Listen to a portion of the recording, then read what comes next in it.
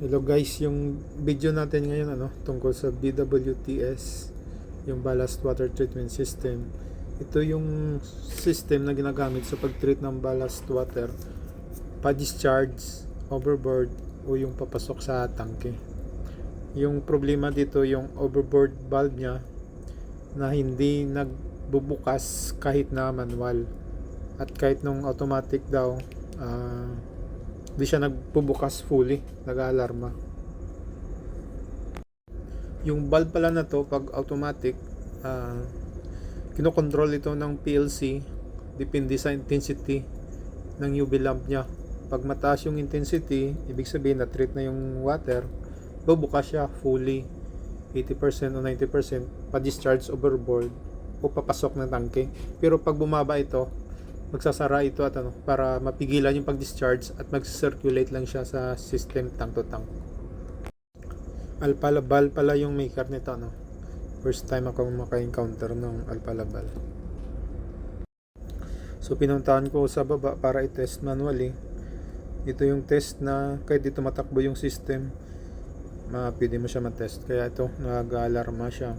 So pinuntahan ko sa may actuator niya mismo.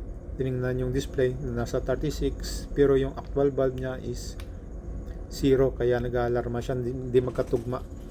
So tinest ko yung voltahe niya na output voltage, merong 6.2, tapos yung milliamps siya na signal, meron siyang 3.87, so halos 0, pero yung position niya 36. So dito pa lang may mali na, kaya sinara ko na yung air para tanggalin na yung valvula at natanggal na namin dyan. Tapos sinubukan kong galawin kung baka matigas kasi yung valvula, so dyan malambot naman. Tapos dinala ko na sa workshop, inikot yung mga actuator, yung gear niya sumusunod naman, so wala akong nakitang problema. Kaya kumonsulta tayo sa manual, tapos yung may recommendation doon na posibleng inaccurate positioning, nagpa-fluctuates. Kaya inampasahan ko siyang i-calibrate. Yung first step na, yung restore device, yung dilaw na yan, dapat nasa 90 degrees. Tapos pumunta ako sa menu number 4, i-press 5 seconds para mag-start yung auto calibration niya. Pero ang nangyari, nag-hang lang siya, hindi siya totally na nag-perform well. So ang ginawa ko, nag-proceed ako sa manual na calibration. Kaya nilock ko muna to, yung locking wheel. Tapos inikot ko yung gear na item na yan hanggang sa mag-zero siya, mag-coincide doon sa position ng valve na 0 din. Tapos binalik ko yung restore niya sa 0 at nilock yung locking gear clockwise para hindi na sumama. Binirify natin yung actual position, tapos yung sa display negative 1.7, so halos 0 na rin siya, Nahirapan akong i-total 0 siya, ganyan. Nag-proceed tayo sa panel para i-try o i-open manual. 50% muna, tapos binirify natin dun sa actual position ng actuator tsaka yung display niya.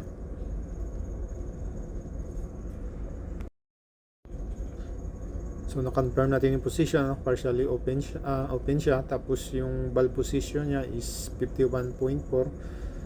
Tapos binuksan natin, try to sa 100%.